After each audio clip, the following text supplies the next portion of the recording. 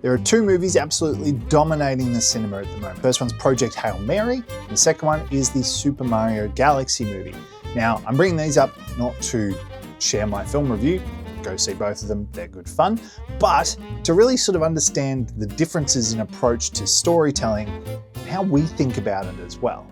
So firstly, Project Hail Mary, it's all about connection, about relationships, about these two characters from seemingly very different backgrounds. No spoilers here. Connecting and basically building a relationship and working together. You get invested in the authenticity of the people and the characters there. Whereas the Super Mario Galaxy movie is all about references. It's about leaning on nostalgia and things you recognize or remember about the games or the series itself. And really just leveraging that, oh, I know that guy and I know that guy mentality. These two are very useful techniques, but very different. And so thinking about how you make content and the sort of the meat and potatoes of what it is you're creating, it got me thinking about some stuff we've worked on recently.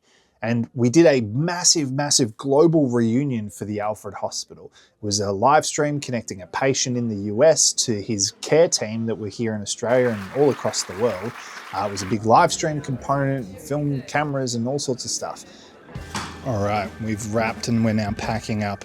This was the full, well, it's not the full thing, but it's the rough pack down of things. There's cameras out the wazoo. There's all sorts of stuff going on. But it was a success. Multiple countries all reuniting to share good stories. How do you think it went, Ben? Went really well. So we have finished the live stream at the Alfred and I'm on my way back to my desk to jump into some meetings almost straight away. What's really cool about a project like this is just like the live nature of all of it. You know, I got my start in theatre, in, you know, live shows and directing and teching and all that sort of stuff. So I always really liked the pressure of a live performance, a live show. And live streaming, if you ever want to know stress, learn how to do a live stream. It can be very stressful. Particularly like you can test everything, you can plan for everything, but as soon as you go live with real people across the world and you can't just like easily communicate to them once you're up and running, it's like, you know, it's the classic saying of trying to fix a car while you're driving down the freeway. It is pretty full on, but today's went really well, really smoothly. And it was all about that connection and that authenticity, right? Finding a way of connecting these people that hadn't seen each other in years, or maybe even didn't have a chance to share their appreciation. How do you connect them together in a way that feels as though they're in the same room? Whereas on the flip side, we've got, you know, all the parody videos we do, the Wizard of Oz thing I've talked about a lot on here, and the various sort of reference-based materials that take an assumed knowledge of an audience and put it back in front of you in a way that's unique and interesting. That's also a very valuable, viable method of making stuff. But that only lands if you get the original, if you understand where it's come from. And some might argue that the Mario Galaxy movie, well, that was just references for reference's sake. I, for one, believe that McCloud's inclusion in the Galaxy movie was the greatest thing to grace cinemas this year. But that's because I loved Star Fox 64. I have very fond memories for doing a barrel roll all the time.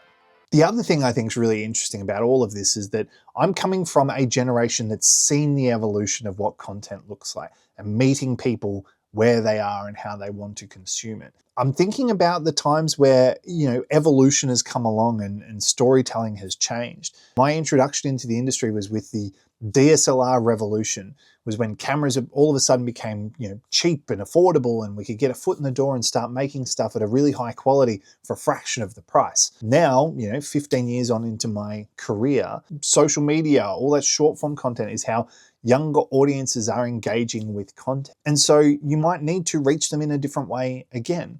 But it's really cool seeing the success of two very different storytelling approaches actually resonate with audiences in different ways. Yes. How do you feel? I'm all right. A sore shoulder at the moment. I'm good. What is this?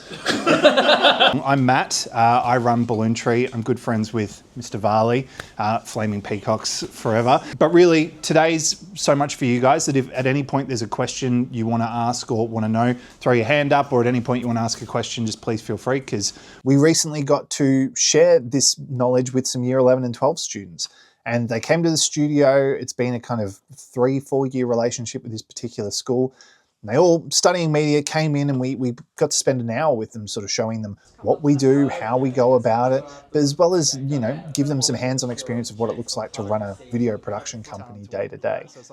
And the thing that struck me is that, like, they're all so technically savvy, like they're digital natives, to use a really used term. But it was really cool to see how quickly they took to trying these new things and jumping in front of camera, reading a teleprompter, or jumping in the podcast studio and recording their own show. It's just like, it reminded me so much about how we have to constantly be evolving and changing and checking in on how our storytelling biases are shifting and changing as well. So I'd be curious, like, has this got you thinking about the way you make content, the way you consume content?